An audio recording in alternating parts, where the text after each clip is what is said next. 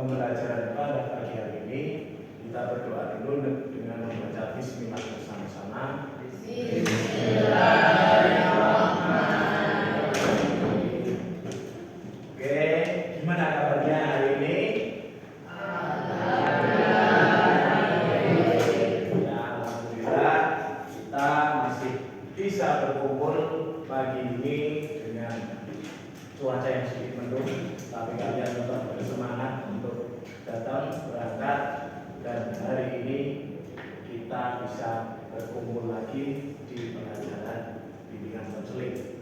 Ya, untuk hari ini Ustaz akan sedikit memberikan pembelajaran. Ya, kita berawal dari kemarin. Dari kemarin ada nggak yang mau ditanyakan dulu setelah pembelajaran kemarin?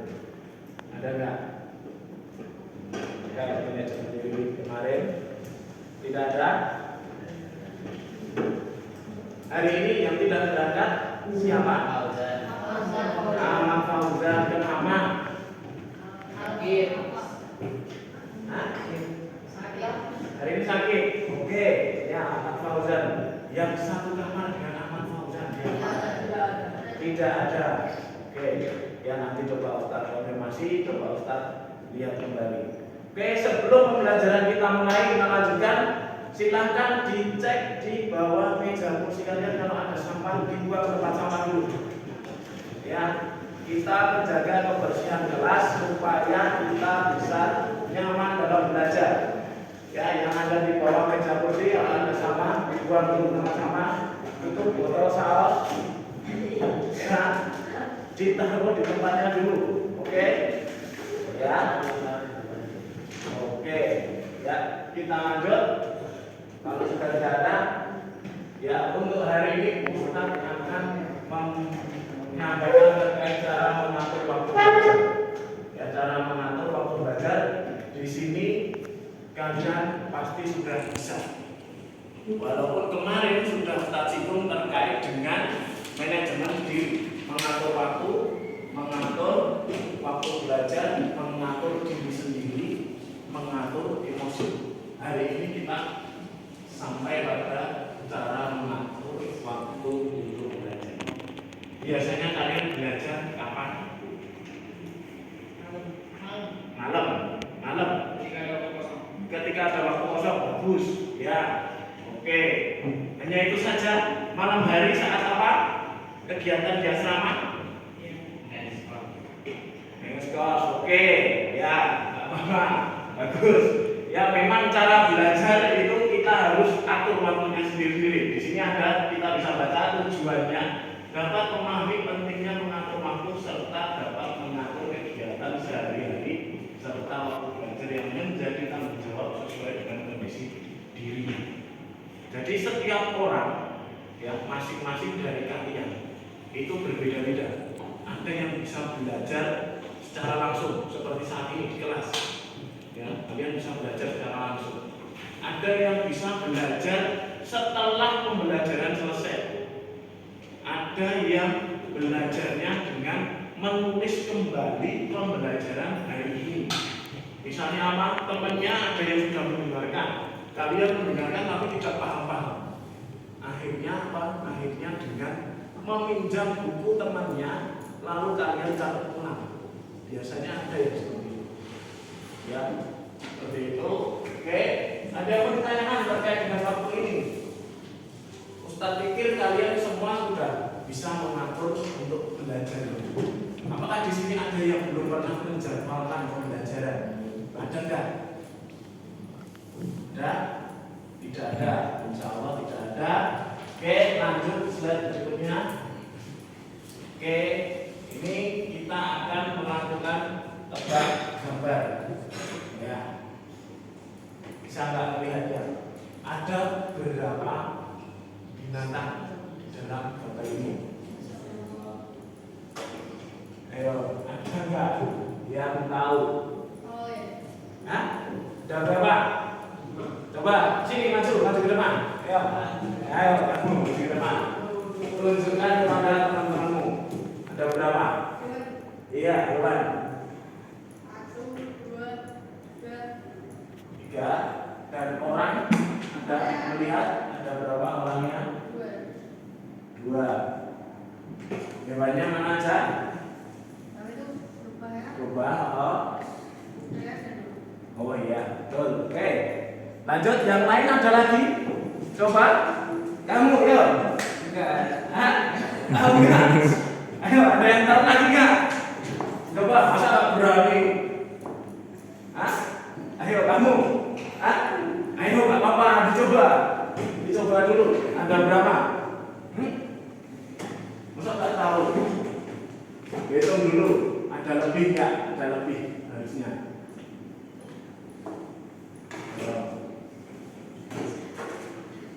Oke, udah pas? Belum? Cari dulu. Menemukan tidak di situ. Ini kalian harus teliti untuk melihatnya. Udah enggak? Mendekat enggak apa-apa, boleh mendekat. Ayo. Siapa? Enggak apa-apa, maju boleh. Boleh.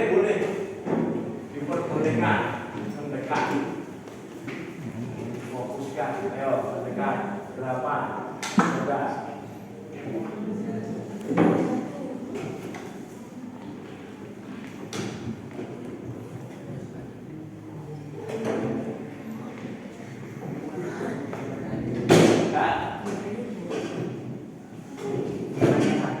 Ya, soalnya 1, 2.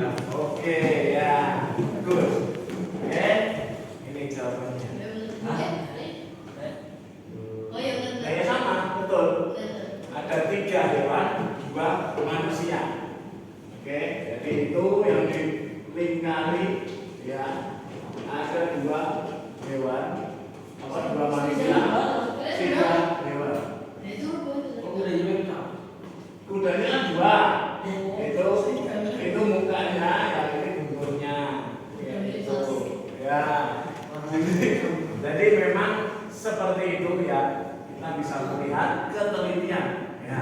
Alhamdulillah di kelas 1 Purwokerto ini semua bisa teliti dalam melihat ini ya. Itu namanya kalian belajar dengan baik seperti itu. Oke, ini kita persepsi, kemampuan untuk mengalokasikan waktu dan sumber daya yang terbatas bukan suatu hal yang mudah. Dibutuhkan suatu latihan, disiplin, dan juga dalam mengatur waktu untuk mencapai tujuan. Nah, di sini kalian juga saat ini sudah menjalani hal-hal yang seperti ini. Ya, misal apa? Ada yang tahu? Ibadah itu menjadi suatu kewajiban, keharusan, dan itu harus menjadi tertanamkan sebagai karakter kalian. Beribadah itu kewajiban yang tidak boleh ditinggalkan. Di situ kalian ada kegiatan, setelah itu ada kegiatan terkait dengan ekstrakurikuler. Ya, pada ikut ekstrakurikuler kan? Nah, itu ekstrakurikuler dengan kegiatan di asrama, dengan kegiatan organisasi sini sudah ada yang ikut organisasi? Oke, ya boleh. Jadi untuk organisasi ada di tingkat selanjutnya. Ya, untuk hari ini karena kalian masih harus bisa untuk mengatur itu tadi, mengatur waktu, memanajemen diri, ya, sama menjaga kesehatan. Itu yang menjadi potensi untuk kalian bisa beradaptasi dengan baik di sini. Hari ini kalian masih mempelajari terkait hal tersebut. Ya, mungkin dari sini ada yang mau ditanyakan dulu terkait pembelajaran.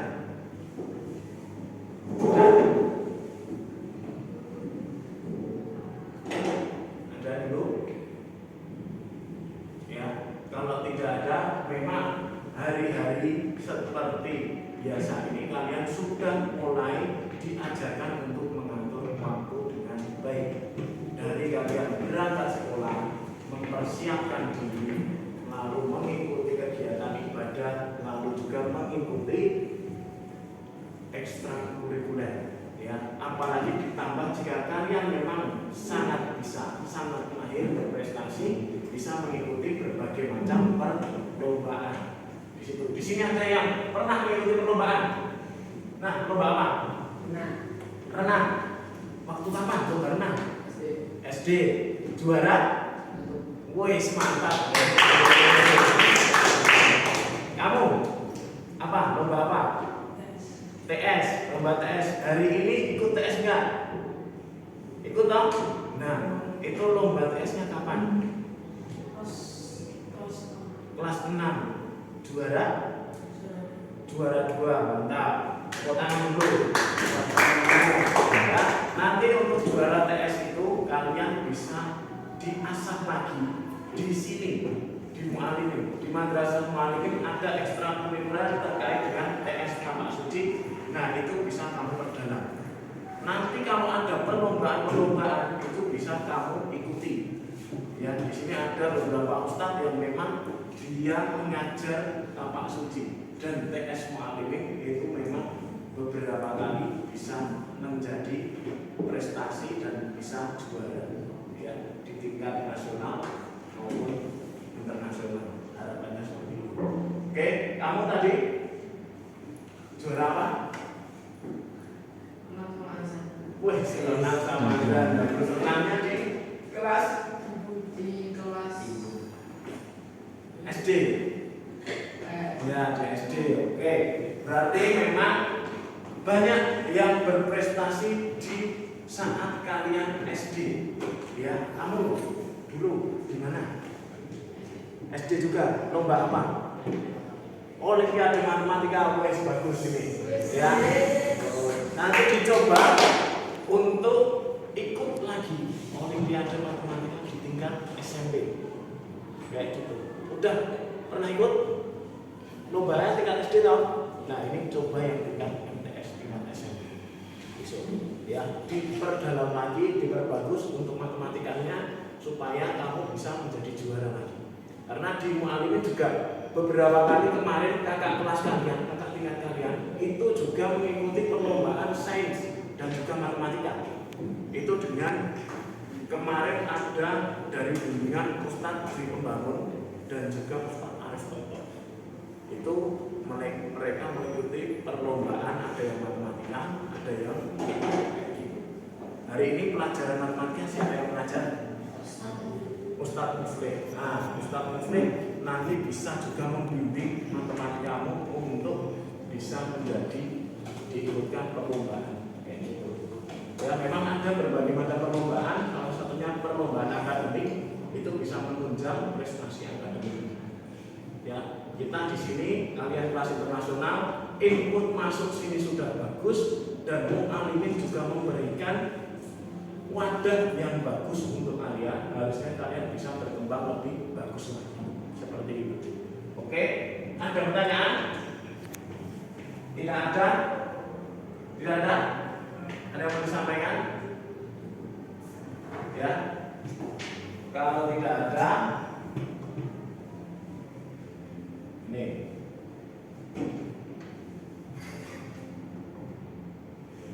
Ini ada 3 kegiatan siswa.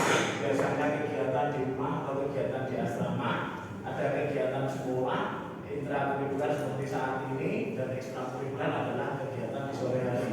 Serta kalau di asrama ada kegiatan sosial. Ya, kalau kegiatan di sekolah biasanya kegiatan yang belajar mengajar. Kayak gitu. Hari ini KBM seperti ini adalah kegiatan belajar mengajar. Kalian harus sudah bisa mengikutinya. Ya, mengikuti adalah seperti ini. Ya. Nah, ini contoh jadwal kegiatan. Dulu Ustaz juga pernah menyampaikan terkait dengan cara mengatur waktu, cara memanajemen diri. Ya, seperti ini. Dari kalian bangun tidur sampai tidur kembali. Ya, dengan hal yang seperti ini kalian bisa membentuk karakter kalian yang disiplin dan juga tepat waktu. Oke. Oke.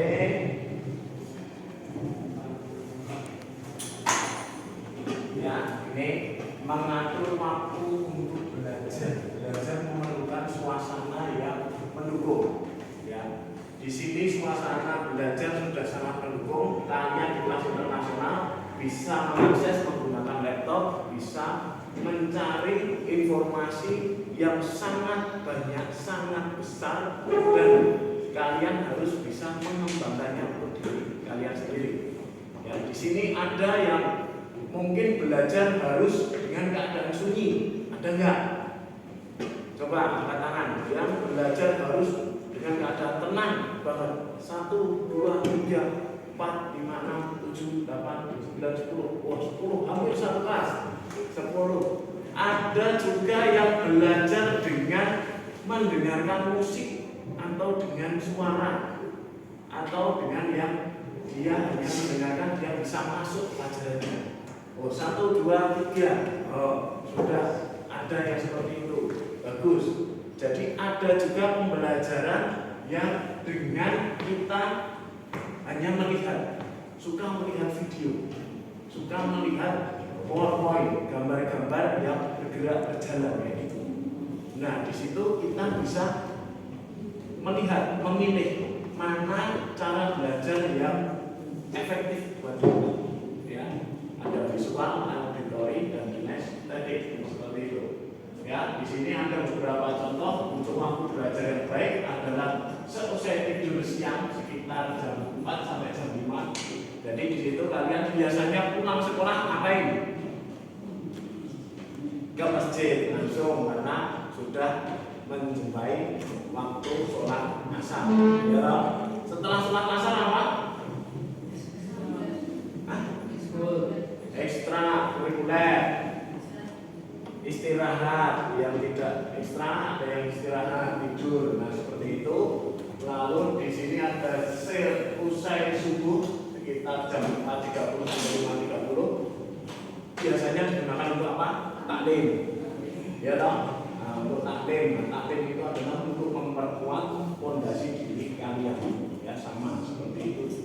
Lalu selesai makan malam sekitar jam 7 sampai jam 8.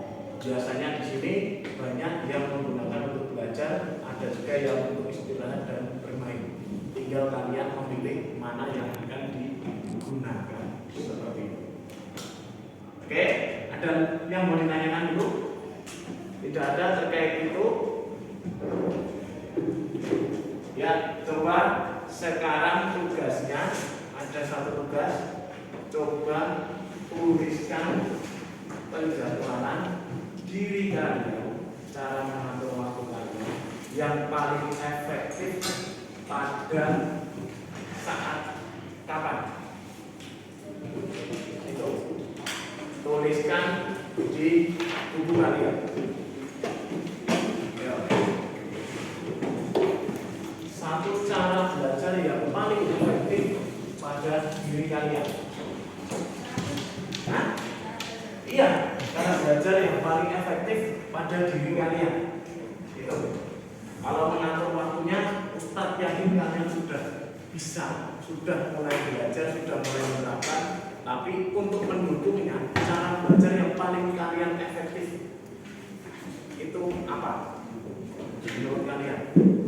Tuliskan, karena itu pasti berbeda-beda dari setiap setiap siswa, setiap individu itu berbeda-beda biasanya.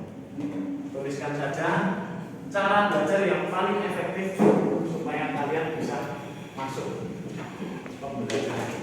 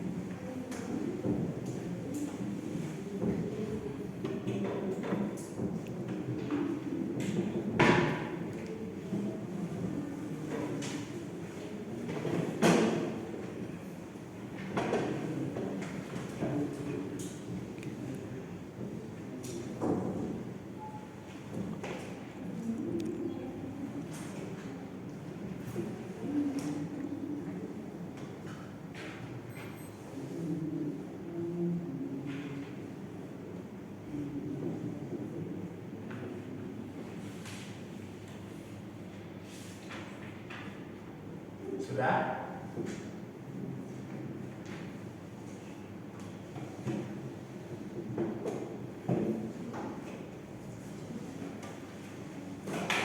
Satu saja, nggak apa-apa. Banyak juga nggak apa-apa, satu saja.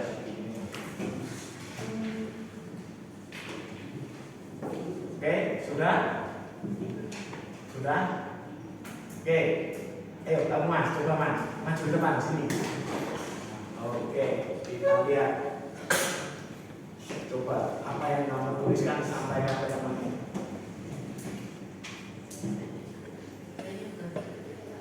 Ketika sedang ingin belajar. Yang keras, itu temanmu. Saya ketika belajar ketika sedang ingin belajar. Oh ya, jadi gimana itu? Kamu ingin belajar ketika kamu ingin belajar? Di tengah ada masalah. Oh lagi tenang, tidak ada masalah. Itu biasanya kapan? Tergantungnya gimana itu? Gimana? Waktu lagi senggang atau lagi ingin belajar itu? Iya. Oh ya, oke. Tepuk tangan untuk ibu kita. Tunjuk satu temanmu supaya menceritakan sama seperti kamu.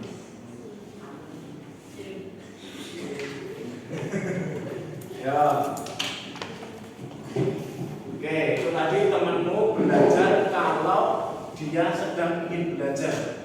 Ya, kalau sedang tidak ingin belajar banyak masalah, dia mungkin istirahat atau tidur, tidak ingin belajar karena biasanya tidak akan masuk.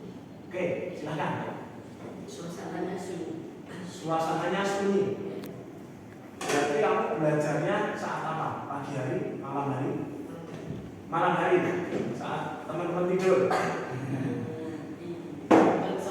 Oh, sebelum tidur. Oke, ya jadi belajarnya sebelum tidur ketika malam hari, ketika tempat itu sunyi. Kalau banyak teman yang ramai itu gimana? Kamu? Enggak mau belajar. Oke, ya. Beri tepuk tangan buat temanmu. Tunjuk dulu satu temanmu. Tunjuk dulu satu temanmu. Ya, terakhir, contoh terakhir. Ya, contoh terakhir untuk belajar. Ya. Oke. Belajarnya dalam suasana tenang sama mendengarkan. Oh ya, suasana tenang sama mendengarkan guru. Oke, bagus. Ya, tepuk tangan untuk saya. Ya, itu tadi adalah contoh untuk pembelajaran yang biasa kalian lakukan. Ya, dari 3 teman kalian bisa kita lihat memang 3 ini berbeda. Yang satu ketika malam hari, ketika dia sedang mood belajar baru dia bisa belajar. Ya, ketika yang satunya malam hari ketika teman-teman sudah selesai belajar atau setelah sunyi, setelah nyaman baru dia belajar. Yang satunya adalah ketika setelah melalui mendengarkan di kelas, ya dia bisa mengulang kembali di asrama. Kayak gitu. Jadi tinggal kita masing-masing bagaimana cara kita untuk